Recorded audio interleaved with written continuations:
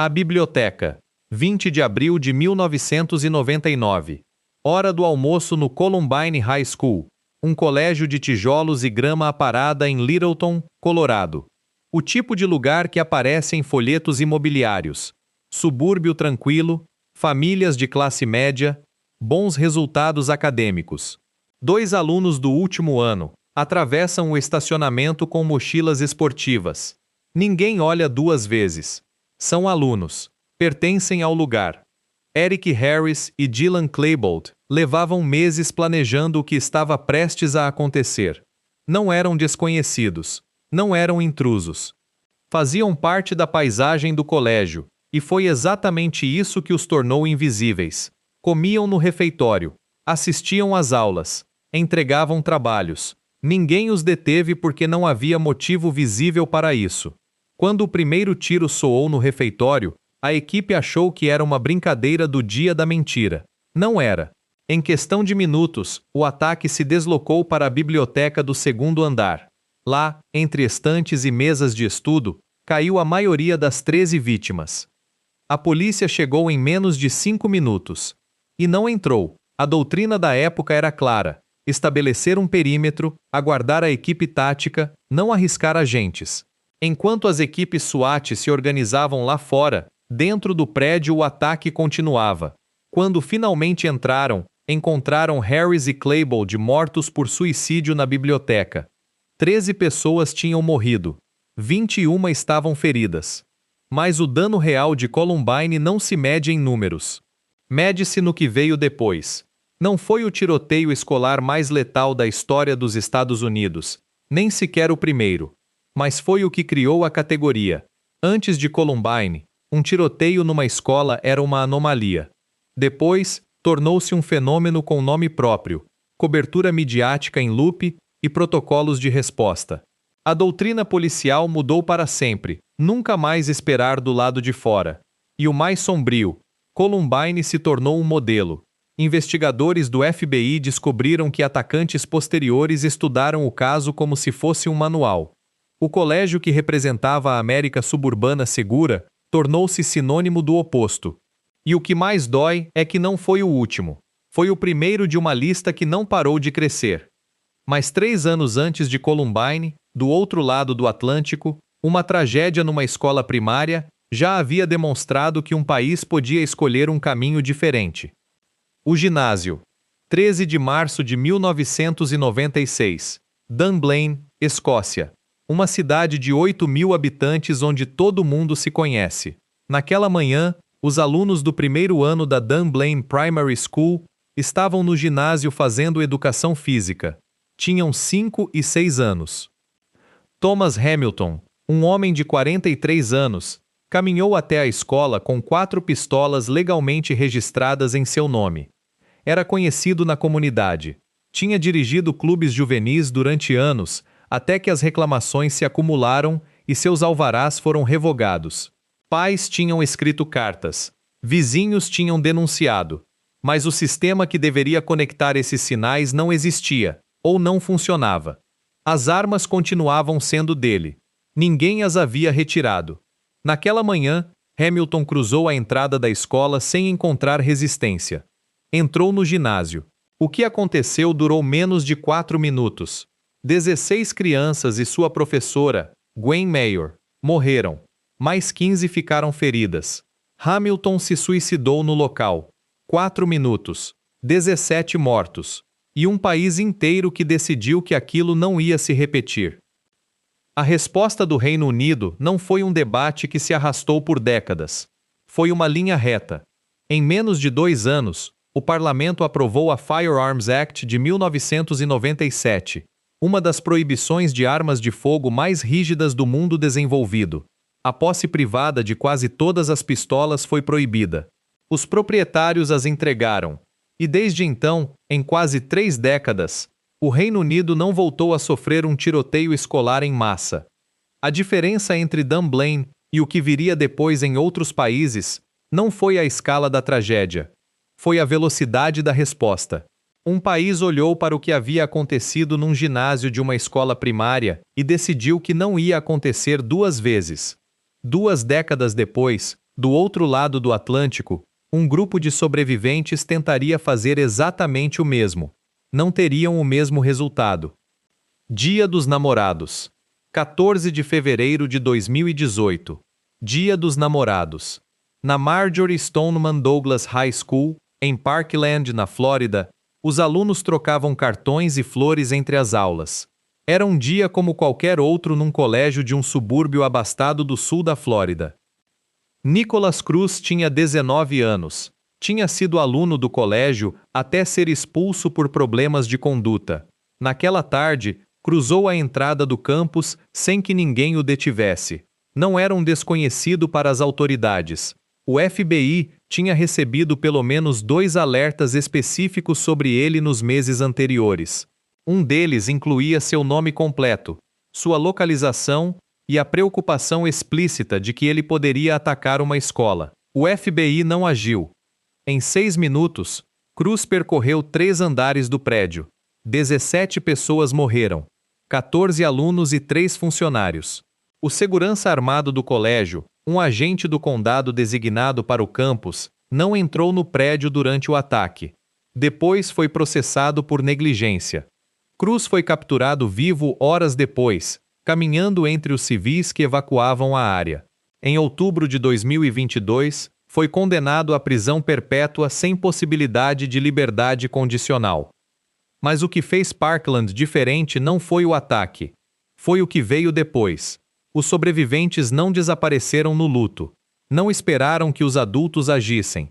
Dias depois, estavam na televisão nacional, confrontando legisladores ao vivo, exigindo mudanças com uma eloquência que deixou mudos políticos com décadas de experiência. Organizaram o March for Our Lives, uma marcha que reuniu mais de 800 mil pessoas em Washington, e se replicou em centenas de cidades ao redor do mundo. Tornou-se o maior movimento estudantil contra a violência armada da história dos Estados Unidos. Adolescentes que semanas antes trocavam cartões no Dia dos Namorados, agora forçavam senadores a responder perguntas incômodas no horário nobre. As vítimas fizeram mais barulho do que qualquer político. E mesmo assim, em nível federal, as leis quase não mudaram. Se este vídeo está sendo interessante para você, se inscreva no canal para não perder os próximos. 77 minutos. 24 de maio de 2022. Uvalde, Texas. Uma cidade de 16 mil habitantes a 1 hora da fronteira com o México. Faltavam 2 dias para as férias de verão. Na Robb Elementary School, os alunos do 4º ano terminavam uma das últimas semanas de aula. Tinham entre 9 e 11 anos. Salvador Ramos, de 18 anos, chegou ao campus pouco antes do meio-dia. Entrou por uma porta lateral que deveria estar fechada. Não estava. Acessou uma sala conectada e começou a atirar. 19 crianças e 2 professoras morreram. A polícia chegou em minutos. Entraram no prédio. E pararam no corredor. O que se seguiu foram 77 minutos. Mais de 1 hora com agentes armados dentro do prédio enquanto, do outro lado de uma porta, crianças morriam. Lá fora, os pais imploravam. Alguns tentaram entrar por conta própria e foram algemados pela própria polícia. Mães gritavam os nomes dos filhos. Pais se ofereciam para entrar desarmados. Ninguém os deixou. Dentro da sala, crianças ligavam para os 190 de celulares, pedindo que alguém fosse até lá. As gravações mostrariam depois vozes pequenas sussurrando endereços para atendentes que não podiam fazer nada. Os agentes no corredor conseguiam ouvir os tiros. O chefe da polícia escolar, Pete Arredondo, decidiu que a situação era um entrincheiramento, não um tiroteio ativo. E esperou. Foi um agente da patrulha de fronteira, fora de sua jurisdição, quem finalmente tomou a decisão de entrar e abateu o atacante. Arredondo foi demitido e depois indiciado. O relatório do Departamento de Justiça Federal concluiu o que todo mundo já sabia: uma falha em cascata das forças de segurança em todos os níveis. 21 mortos. E a imagem que ficou não foi só a do atacante. Foi a de centenas de agentes armados que não fizeram o que juraram fazer. Se Uvalde expôs o que acontece quando o sistema falha no momento decisivo, O que ocorreu 15 anos antes na Virgínia demonstrou outra coisa: a escala do que um único indivíduo pode fazer quando ninguém o detém a tempo. Norris Hall, 16 de abril de 2007. Virginia Polytechnic Institute, Blacksburg, Virgínia. 30.000 alunos em um dos maiores campi universitários da costa leste dos Estados Unidos. Às 7h15 da manhã, 2 pessoas foram assassinadas no West Ambler Johnston Hall, uma residência estudantil. A polícia chegou, assegurou a cena e concluiu que se tratava de um incidente doméstico isolado. A universidade enviou um e-mail aos alunos alertando sobre a situação. Não fechou o campus. 2 horas depois, Seung-Hui Cho, um aluno do último ano de 22 anos, entrou no Norris Hall, um prédio acadêmico do outro lado do campus. Acorrentou as portas de entrada com correntes e cadeados. Colocou um bilhete na porta avisando que havia uma bomba. Depois foi de sala em sala. O campus continuava aberto. Milhares de alunos caminhavam entre os prédios, assistiam às aulas, tomavam café. Não sabiam que o atacante das 7 da manhã ainda estava solto. Cho tinha sido avaliado psiquiatricamente e declarado um perigo para si mesmo. Um tribunal o havia encaminhado para tratamento ambulatorial. Mas essa informação nunca chegou ao Sistema Federal de Verificação de Antecedentes.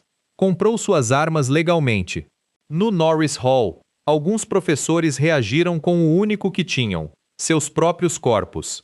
Lívio Libresco, um professor de engenharia de 76 anos e sobrevivente do Holocausto, bloqueou a porta de sua sala enquanto seus alunos saltavam pelas janelas.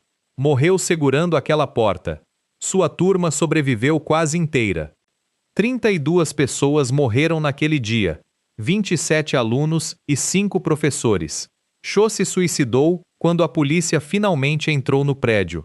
Durante anos, foi o tiroteio mais letal em uma instituição de ensino dos Estados Unidos. A Virginia Tech pagou 11 milhões de dólares em acordos com as famílias das vítimas. A universidade que não fechou suas portas a tempo enquanto o atacante se dedicava a acorrentar as suas. Essa é a imagem que fica. Mas tudo o que foi visto até aqui aconteceu dentro das fronteiras do debate ocidental sobre armas e saúde mental. O que aconteceu em Peshawar pertence a outra categoria. As carteiras. 16 de dezembro de 2014. Peshawar, Paquistão. Meio da manhã na Army Public School, um colégio vinculado ao exército paquistanês com mais de 1.000 alunos.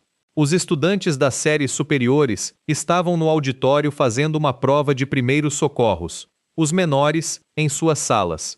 6 homens armados, membros do Tehrik-i-Taliban Paquistão, escalaram o muro do complexo escolar. Explodiram seu próprio veículo como distração para os guardas. Usavam coletes com explosivos. Não planejavam sair vivos. Entraram no auditório primeiro. O que aconteceu lá dentro durou horas. Depois foram de sala em sala.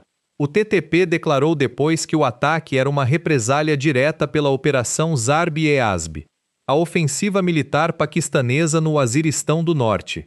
As crianças não eram dano colateral, eram o alvo. 149 pessoas morreram. 132 delas eram estudantes entre 8 e 18 anos. As Forças Especiais do Exército Paquistanês, o Special Services Group, entraram e abateram os 6 atacantes. Nenhum sobreviveu. Em dezembro de 2015, 4 cúmplices foram executados. Mas Peshawar fez algo que décadas de terrorismo não tinham conseguido. Quebrou a vontade política de um país inteiro. Naquela mesma semana, o Paquistão suspendeu sua moratória sobre a pena de morte. Reformou a Constituição para permitir tribunais militares contra civis acusados de terrorismo. Lançou o Plano Nacional de Ação, a maior ofensiva antiterrorista coordenada de sua história. O TTP quis punir o exército por meio dos seus filhos. O que conseguiu foi que esse mesmo exército recebesse carta branca para uma guerra sem trégua. Se Peshawar foi um ataque relâmpago que durou horas, o que ocorreu 10 anos antes numa pequena cidade do sul da Rússia foi algo diferente. Não foi um ataque. Foi um cerco. Primeiro dia de aula. 1º de setembro de 2004. Na Rússia, o primeiro dia de aula é uma celebração nacional. As crianças vão com suas melhores roupas. As meninas usam aventais brancos, os meninos camisas passadas. Pais, avós e irmãos mais velhos acompanham os menores até o pátio da escola. É um dia de flores, discursos e fotos em família. Na escola número 1 de Beslan, uma cidade de 30.000 habitantes na República da Ossétia do Norte, mais de 1.200 pessoas tinham se reunido no pátio para a cerimônia de abertura. 777 eram crianças. Os primeiros tiros soaram pouco depois das 9 da manhã. Alguns os confundiram com fogos de artifício. Não eram. 32 homens armados, membros do grupo Riad Salihin, enviados pelo senhor da guerra checheno Shamil Basayev, invadiram o pátio e empurraram toda a multidão para o ginásio da escola. O que se seguiu foram 52 horas. Mais de 1.100 pessoas amontoadas num ginásio onde os terroristas tinham colocado explosivos nas vigas e amarrado bombas nas tabelas de basquete. Os cabos cruzavam o teto como uma teia de aranha. Qualquer movimento brusco podia detonar tudo.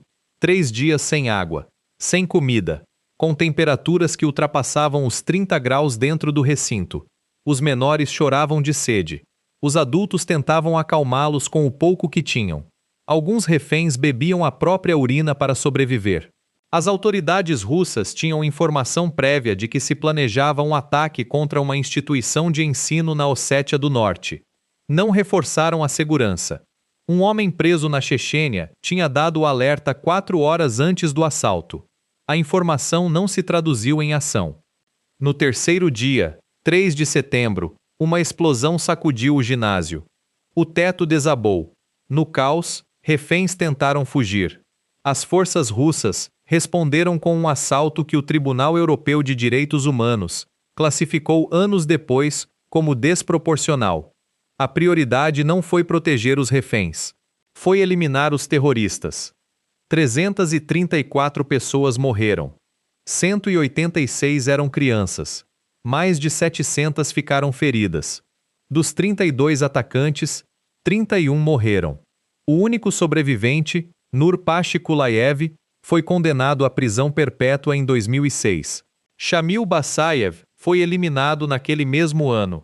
Em 2017, o Tribunal Europeu condenou a Rússia por falhas preventivas e uso desproporcional de força, ordenando quase 3 milhões de euros em indenizações. Putin usou Beslan para centralizar o poder. Eliminou as eleições diretas de governadores regionais. Ampliou as atribuições dos serviços de segurança. E nunca permitiu que uma investigação independente fosse concluída. 20 anos depois, as mães de Beslan ainda pedem respostas. No dia seguinte ao fim do cerco, as retroescavadeiras entraram no ginásio e recolheram os escombros junto com os cadernos das crianças.